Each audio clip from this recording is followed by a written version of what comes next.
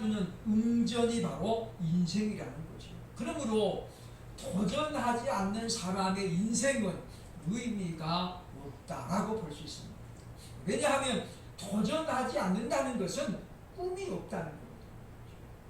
꿈이 없는 사람은 도전하지 않습니다. 왜냐하면 아무런 의욕이 없기 때문이라는 거죠. 우리는 생각할 수 있습니다. 내가 지금 이 나이가 됐는데 무슨 꿈이냐. 그러나 그것을 참으로 잘못된 표현이죠. 왜냐? 나이는 숫자에 불과하기 때문이에요.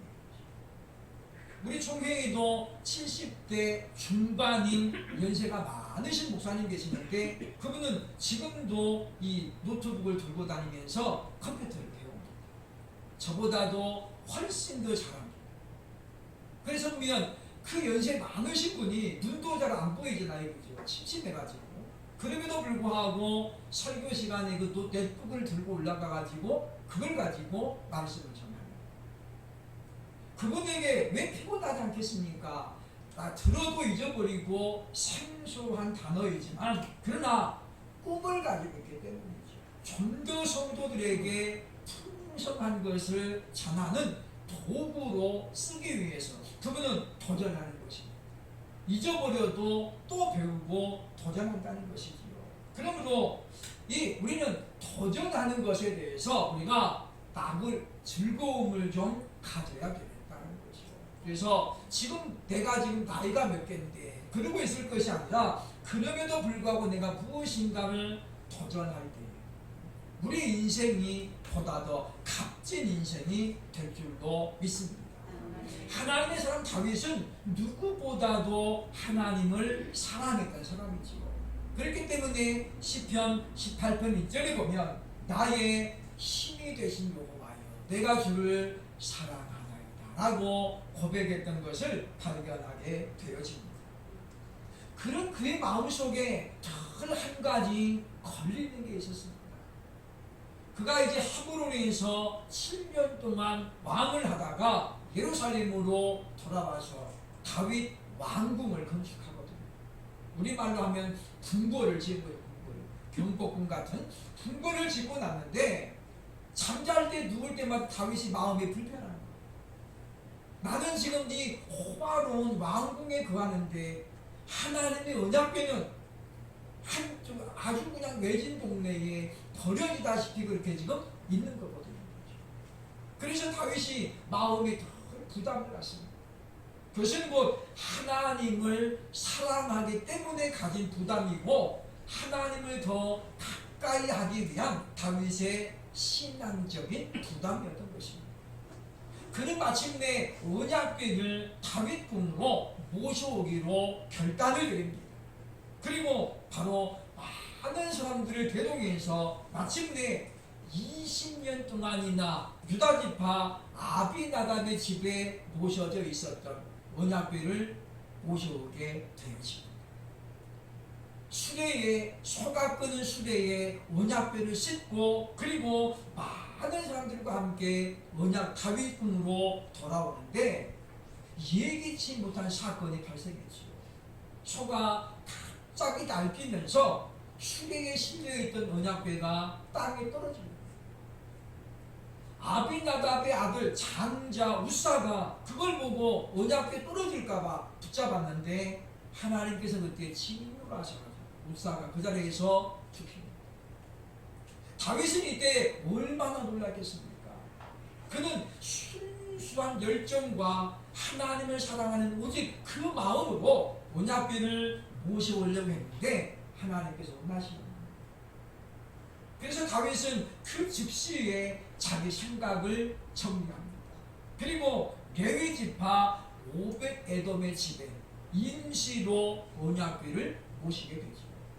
그리고 3개월이라는 시간이 흘러갑니다. 다윗은 이제 또다시 도전해야 되는데 다시 결정하기가 너무 힘들어요. 왜냐? 공개적인 자리에서 사람이 죽었죠. 더군다나 20년 동안 언약궤를 모셨던 이 아비나답의 집 장자가 죽었는데 다윗도 유다 지파잖아요. 유다 지파인데 그런 다윗이 과연 어떻게 해서 용기를 내가지고 다시 도전을 했겠습니까? 8월 우리는 우리 신앙을 점검해 보면서 다시 일어서는 신앙인이 되자. 원래 우리 주제가 신앙을 리부팅하자 그런 주제였는데 너무 어려운 거예요. 리부팅이 뭐예요? 그래서 제가 이거 좀 우리말로 바꿔야 되겠다. 그래서 이제 다시 일어서는 신앙으로 바꿨는데 오늘 첫째 시간이 바로 다시 도전하는 다윗입니다. 다윗은 과연 그 무거워진 가라앉았던 분위기 속에서 어떻게 도전했을까요? 우리가 오늘 다윗의 도전기를 우리가 한번 살펴보면서 우리들도 다시 힘을 내요. 코로나 때문에 힘들고 무더위 때문에 지치는 것이 어쩔 수 없는 상황이지만은 그럼에도 불구하고 다윗처럼 다시 힘을 내서 도전하는 가운데 남은 또 2021년 남은 이제 5개월 우리가 참으로 힘을 다해서 살아가고 그래서 우리가 연초에 세웠던 꿈들을 이루어가는 그런 우리들이 되어야 할 것입니다. 과연 다윗은 어떻게 도전했을까요? 첫째로 오늘 본문 25절 보면 즐거운 마음으로 도전했다라고 알려줍니다. 본문 25절 이렇게 말합니다. 보면 여호와의 언약궤를 즐거이 메고 그렇게 말씀하죠. 즐거이 메고 여기 지금 즐거웠다. 이 말은 무슨 말이냐면 지금 다윗이 함께한 많은 무리들 특히 이제 제사장들에게 이 언약궤를 왜 다윗궁으로 이동하는지에 대해서 충분한 설명과 함께 소통이 되어서 우리에게 알려주고 있는 거예요. 다윗이 그냥 일방적으로 결정해가지고 따르라 그럴 수 있습니다. 왜냐? 왕이니까. 그래도 백성들은 따라오지요. 그러나 다윗은 결코 그렇게 않았음을 오늘 본문이 우리에게 알려주고 있다는 거죠. 왜냐하면 언약궤를 지금 다윗 성으로 모셔오는 것은 다윗 개인을 위한 것이 절대 아니었기 때문이죠. 그것은 바로 이스라엘 전체를 위한 거룩한 결심이었기 때문입니다. 이스라엘 공동체를 위한 결심. 그렇기 때문에 그는 충분한 시간을 가지고 하나님의 사람들과 의논했다는 거죠. 그리고 제사장들을 설득했습니다. 3개월 전에 실패했던 것은 이제 내가 원인을 알았다. 2번의 실수는 없다. 그래서 이제 온 백성들이 지금 이 다윗의 뜻에 한마음 한뜻이 되었다는 거죠. 그렇기 때문에 그들은 3개월이면 그렇게 오래전이 아니잖아요. 그럼에도 불구하고 한 번의 실패를 그들은 이제 딛고 다시 일어났던 것을 우리에게 알려주고 있다고 하는 것입니다. 사실 우리가 살아가면서 실패를 경험하지 않는 사람은 과연 누가 있겠습니까? 아무도 없지요. 아무도 없습니다. 오늘 영화롭도다 저 찬양을 작곡한 사람이 바로 볼프강 모차르트잖아요. 참 대단한 사람이죠. 수백 년 전에 작곡했던 그 음악이 지금도 우리가 들어도 마음이 막 두근두근 하잖아요. 그는 7살 때부터 이미 신동이라는 소리를 듣던 사람이잖아요. 신동. 음악을 들으면 악보를 다 외울 정도가 됐대요. 한 번 들으면. 얼마나 뛰어난 사람입니다. 그런 재능을 가지고 그는 하나님을 위한 찬양을 여러 곡 만들었던 우리에게 보여주고 있다고 하는 것입니다.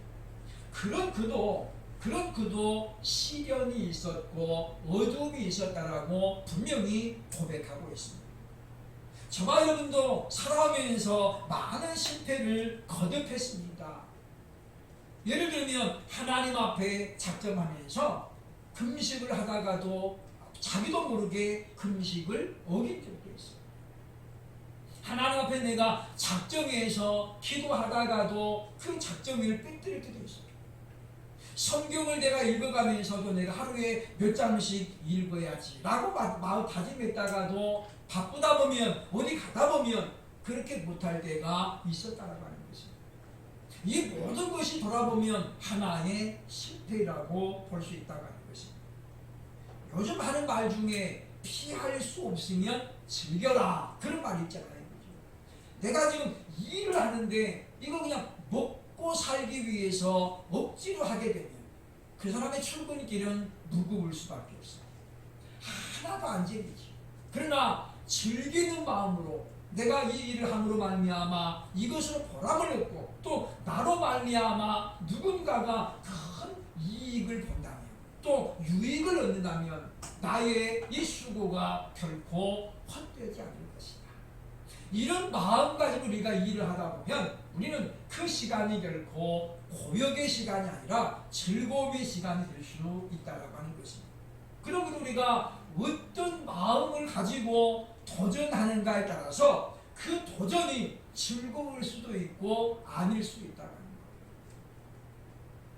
거예요. 어떤 음악풀이 보니까 50.51기라는 제목이 떴습니다. 한 젊은 여자 가수가 50번 도전했대. 오디션에. 다 떨어집니다. 그러나 51번째 다시 오디션에 보려고 데리고 나온 거잖아요. 그리고 1차를 일단 통과를 했던 것을 봅니다.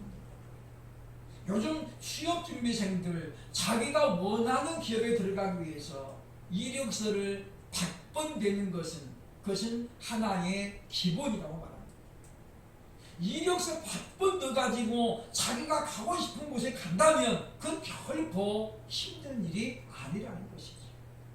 그러므로 사랑하는 여러분이요, 우리는 어차피 우리가 도전하는 삶을 살아야 됩니다. 그리고 그 도전은 아마도 평생 계속될 것입니다. 그리고 어느 정도 이제 내가 꿈을 이루었다라고 생각이 되면 이제 도전자가 내게 다가옵니다. 그러면 다시 이제 응전해야지. 그래, 내가 이 도전을 기꺼이 받아준다. 그게 바로 응전이거든요. 그래서 우리는 이와 같이 도전과 응전을 하면서 우리가 하나의 목표를 분명히 정했다면 이제 우리가 즐거운 마음, 다윗처럼 기쁜 마음으로 도전할 수 있기를 주의 이름으로 축원합니다. 억지로 하는 도전은 누구에게도 감동을 줄 수 없습니다. 우리에게 어떤 사람이 도전을 했을 때 감동을 주는 것은 그 사람의 진심이 내 마음에 정해졌기 때문입니다. 그러므로 우리는 다윗이 도전할 때에 무거운 마음이 아니라 즐거운 마음으로 도전했던 것을 기억해야 될 것입니다. 둘째로 다윗은 어떻게 도전했습니까? 본문 26절 보면 방법을 원칙대로 해서 도전했다라고 우리에게 알려주고 있습니다. 지금 일본에서 올림픽이 열리고 있지요. 어제까지 보니 우리나라가 금메달 5개를 땄는데 그 중에 4개가 양궁에서 나왔습니다. 대한민국 양궁은 지금 40년 넘게 청성을 구축하고 있습니다. 마치 중국의 탁구가 세계적인 난공불락의 요새인 것처럼 양궁은 대한민국의 대표적인 스포츠가 됐습니다. 많은 나라 사람들이 연구하고 있습니다. 도대체 비결이 뭐냐? 1년도 아니고 2년도 아니고 40년째 양궁을 대한민국이 우리가 못들인 이유가 그 중에 첫 번째 이유가 밝혀졌습니다. 그것은 바로 대한양궁협회의 원칙들이죠. 원칙. 선수들을 선발할 때에 지난날의 영광에 대해서 하나의 인센티브를 안 줍니다. 무슨 이야기냐면 지난 대회 올림픽 챔피언이니까 얘는 좀 점수를 좀 미리 주자. 다들 그러잖아요. 다른 종목들은. 근데 양궁은 안 그래요. 전부 0점에서 출발합니다. 어제까지 기록은 다 삭제하는 거예요. 그리고 0에 시작하는 거예요.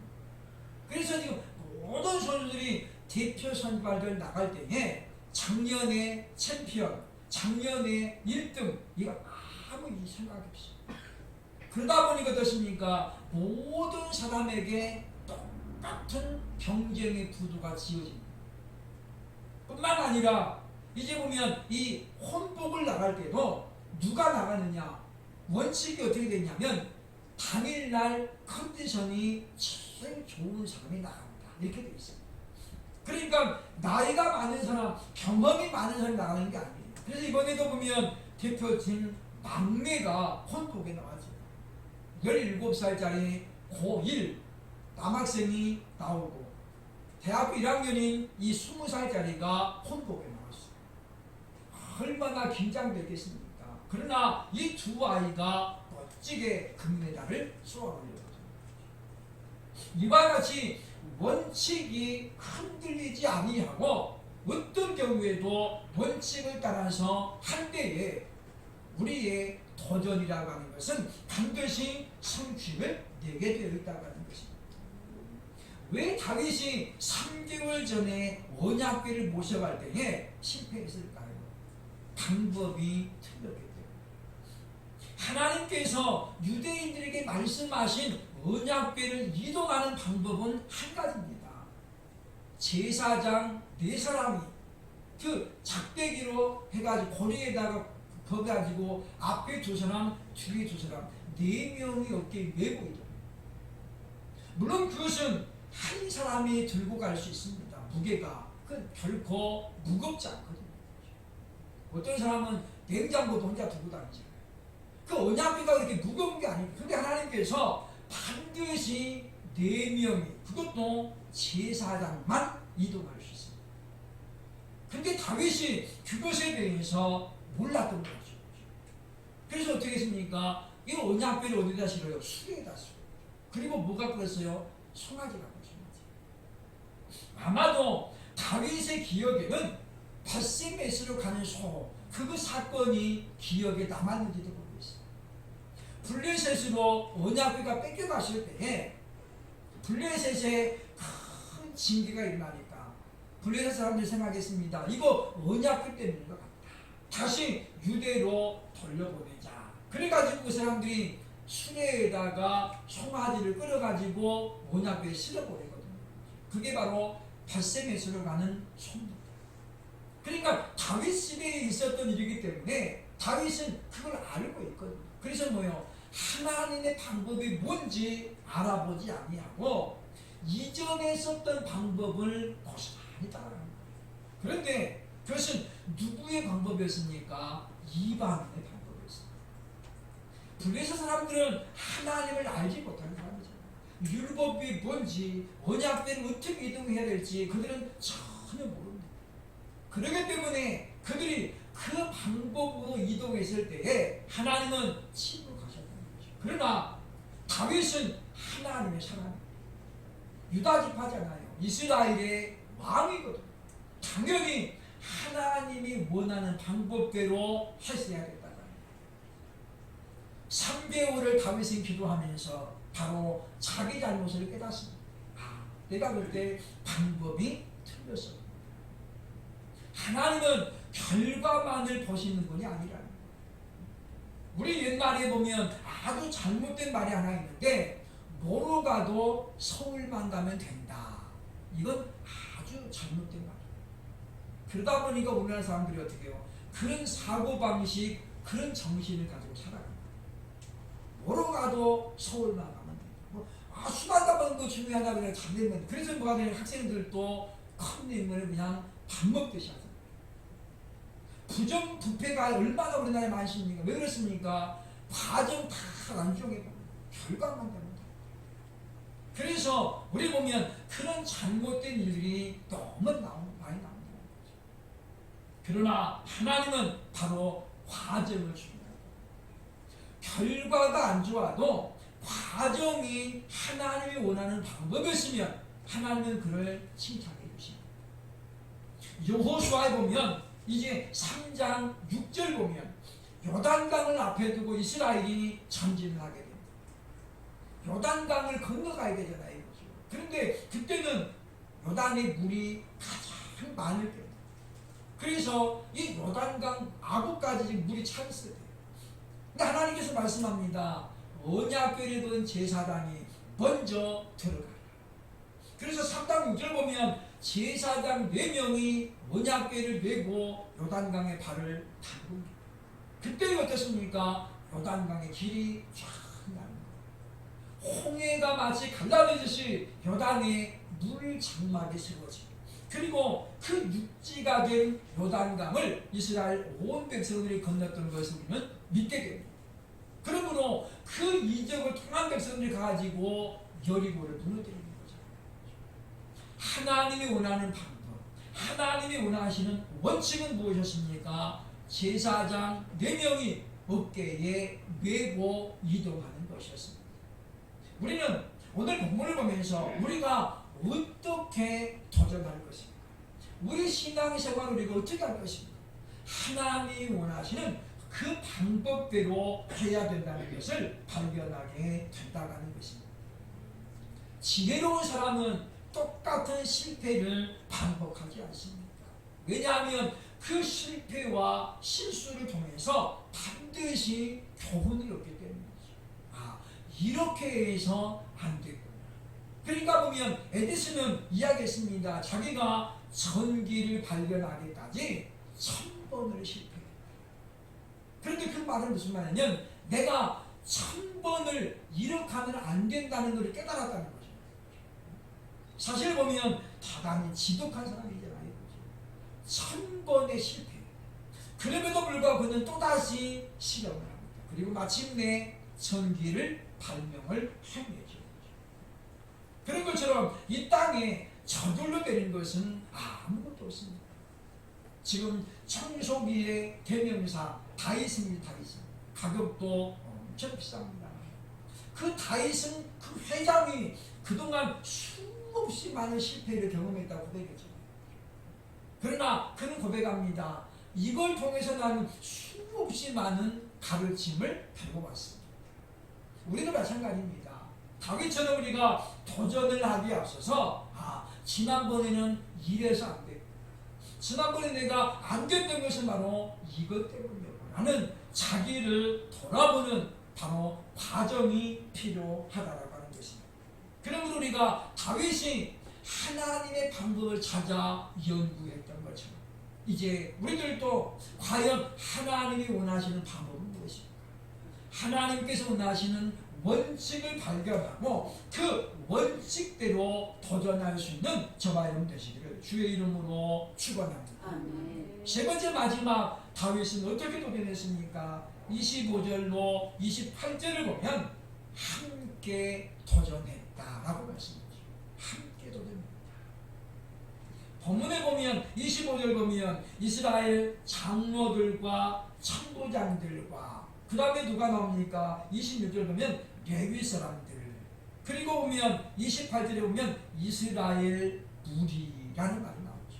이 무슨 이야기입니까? 다윗이 이 일을 혼자 한 것이 아니라 그냥 내 마음에 쏙 드는 사람 몇 명만 뽑아가지는 것이 결코 아니라는 거죠. 여기 보면 이스라엘 온 공동체가 함께 했다라고 하는 것입니다. 여러분, 많은 사람이 함께 하면 뭐가 힘들까요? 한 마음 한 뜻 되기가 힘듭니다. 요즘 말 못하는 사람이 어디 있습니까? 그냥 다들 한마디씩 하게 되죠. 그러다 보니까 사공이 많은 배가 어디로 간다는 거예요? 산으로 간다. 사공이 많으면 배가 빨리 가야 되는데 산으로 간다. 그게 무슨 이야기예요? 각 사람이 다 제각각 다른 생각을 하게 됩니다. 그걸 다윗이 몰랐겠습니까? 그럼에도 불구하고 다윗은 함께 이 일을 도전하게 됩니다. 왜냐? 그것이 바로 공동체이기 때문이라는 거죠. 이스라엘을 위한 다윗의 결단은 바로 여기서 결정을 보게 되는 것입니다. 다윗이 얼마든지 명령할 수 있습니다. 야, 누구 와서 나를 가져라 할 수 있죠. 그러나 그렇게 하지 않았다고 하는 것입니다. 많은 사람들이 마음을 같이 하고 뜻을 같이 하였습니다. 그리고 다윗의 의견에 함께하기 시작했다는 것이죠. 그래서 보면 28절에 보면 이스라엘 무리는 크게 부르며 라고 말하죠. 이스라엘 무리. 그러니까 보면 천부장, 제사장, 레위인들을 빼고 나머지 무리들도 지금 함께 했다는 거거든요. 함께 했다는 것입니다. 우리는 이 말씀을 보면서 굉장히 우리가 중요한 비결을 찾게 되는 것입니다. 성경에는 함께라고 하는 전치사 메타라는 단어가 무려 1310번 나옵니다. 1310번. 성경이 신구약을 다 합쳐가지고 1189장입니다. 1189장. 그게 무슨 이야기예요? 한 장에 한 번 이상 나온다. 무슨 단어가요? 함께라는 단어. 메타라는 단어죠. 메타. 함께. 예수님께서도 우리에게 지상계의 명령을 주실 때에 마태복음 28장 10분이 뭐라고 했습니까? 볼지어다 내가 너희와 항상 함께 있을지어다. 내가 너희와 항상 함께 한다라고 우리에게 말씀하고 있거든요. 바로 그 주님께서 우리에게 뭘 요구하십니까? 함께 합니다. 우리가 기도할 때도 함께 기도합니다. 어떤 짐을 질 때도 함께 지는 거죠. 함께 지는. 백지장도 맞들면 낫다. 요즘 애들은 이름이 바뀌었대요. 그죠? 백지장 맞아주면 찢어집니다. 너무 얇아가지고 찢어진다. 요즘 애들은 비상해요. 어떤 그런 쪽으로는 애들이 굉장히 개발 많이 돼 있어요. 백지장 맞으면 찢어져. 그래서 어떻게 해야 돼요? 똘똘 말아가지고 혼자 될 거예요. 아무리 가볍고 보잘것없는 것도 힘을 합치려는 거잖아요.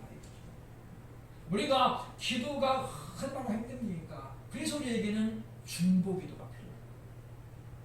예수님께서 겟세마네 동산에 올라갈 때에 제자들을 데리고 올라가시죠. 그죠? 그리고 이야기합니다. 내가 기도할 동안에 너희는 여기 깨어있어라. 그게 무슨 이야기예요? 기도하라는 거잖아요. 기도하라는 거. 근데 예수님이 땀방울이 핏방울이 떨어지게끔 기도하고 와보니까 제자들이 어떻게 해요? 다 졸고 있는 거예요. 예수님하고 제자들하고 지금 뭐예요? 거리감이 너무. 왜냐? 제자들은 지금 예수님께서 하려고 하는 그 일, 그것에 대해서 전혀 이해할 수 없어요. 왜냐? 그동안 예수님이 보여주신 그 능력과 권세라면 지금 로마를 당장 어떻게 해요? 무너뜨릴 수 있거든요. 바람을 명하여 잠잠하게 하시고 죽은 나사로 나흘 이미 냄새가 난 나사로를 다시 살리신 예수님. 야이로의 딸을 죽은 야이로의 딸을 다시 살리신 그 예수님. 그런데 예수님은 어떻게 해요? 무기력하게 잡혀가는 거죠. 제자들이 말씀합니다. 인자가 결국 내가 이제 잡혀가서 죽어야 될 것이다. 맨날 이런 말 하니까 예수님이 제자들이 어떻게 해요? 전혀 못 알아요. 근데 예수님 뭐라고 얘기하는 거예요? 제자들의 기도가 예수님에게 필요할까요? 필요 없어요. 왜? 예수님이니까. 하나님이십니다. 그런데 누구에게 필요합니까? 오늘 우리에게는 필요해요. 저와 여러분에게는 옆 사람의 기도가 필요하다는 거예요. 이 유목사에게도 여러분의 기도가 필요합니다. 여러분에도 마찬가지지만. 그래서 우리는 뭐 해야 되는 거예요? 나보다도 다른 사람을 위해서 꼭 기도해야 된다는 것입니다. 지금 오늘 본문에 보면 다윗이 함께 했다는 건 뭘 이야기합니까? 이 일을 위해서 그동안 여러 사람들이 기도했다는 걸 우리가 보여줍니다. 그렇기 때문에 다윗은 오늘 본문에 나옵니다는 언약궤를 메고 다윗으로 돌아올 때에 29절 보면 다윗이 덩실덩실 춤을 추잖아요. 추다 보니까 바지가 내려간 거예요. 그래서 이제 미갈이 그걸 보고 어떻게 해요? 왕의 채통도 없이 뭐하는 짓이냐 그러잖아요. 차이가 무엇입니까? 다윗에게는 지금 그런 체면이 하나도 중요하지 않아요. 하나도 안 중요하죠. 뭐만 중요합니까? 자신이 그토록 사랑하는 하나님의 언약궤가 마침내 이제 다윗 궁으로 지금 돌아오는 거죠. 그리고 임시지만 하나님의 성전이 완공될 때까지 바로 다윗 성에 함께하는 것이에요. 누구와 하는 거예요? 함께합니까? 다윗과 함께하는 거고 이스라엘과 함께한다는 거거든요. 그러므로 사랑하는 여러분, 도전해야 될 것이 있습니까? 우리 함께 나누어야 됩니다. 내가 이번에 우리 집에 이런 일이 있습니다. 기도해 주세요. 그러면 우리가 어떻습니까? 함께 기도하잖아요. 매일은 못해도 우리가 가끔씩이라도 기도를 보태면 그것이 바로 두 사람보다는 세 사람이 낫고 셋보다는 넷이 낫기 때문입니다. 왜 예수님께서 감람산에 승천하면서 500여 명의 무리들에게 기도하라고 했습니까? 너희는 예루살렘을 떠나지 말고 아버지께서 약속한 것을 기다리라 그랬잖아요. 그래서 500여 명이 기도를 시작합니다. 하다 보니까 하루 지나고 떨어져 나가고 이틀 지나고 떨어져 나가고 열흘째 되는 날은 120명만 남았습니다. 그러나 12명의 사도들보다 몇 배가 넘는 거예요? 10배가 넘게 보여요. 120명이 보이죠. 그 열흘째 된 오순절날 그들이 하나님 앞에 부르짖었더니 바로 그날에 오순절 성령 강림이 있었던 것을 믿으시기를 주의 이름으로 축원합니다. 모일 때 함께해서 부르짖을 때에 하나님의 역사가 이루어집니다. 그러게 우리가 올림픽을 앞두고 지금도 많은 사람들이 선수들을 부르면서 기도하고 있습니다. 우리는 아는 사람이 아무도 없으니까 그냥 넘어가지만 저도 가끔씩 이제 선수들을 보면서 기도하거든요. 하나님, 저 사람이 예수 믿는 사람이거든요. 꼭 승리하게 해주시고 우리가 덮어놓고 그냥 우리나라가 이기게 그건 좀 그렇지만은 그러나 우리가 저 사람이 꼭 예수 믿는 사람이거든요. 하나님께 영광 돌리게 하고 있었어요. 그래서 우리가 이와 같은 마음으로 우리가 이제 함께한다. 다윗이 그 신중한 위기를 넘어서고 도전해서 마침내 하나님께 영광을 돌렸던 것처럼 저와 여러분도 이와 같이 함께함으로 말미암아 도전자로서 성취감을 느낄 수 있는 그리고 하나님께 영광을 돌릴 수 있는 복된 심령들 될 수 있기를 주의 이름으로 축원합니다. 아멘.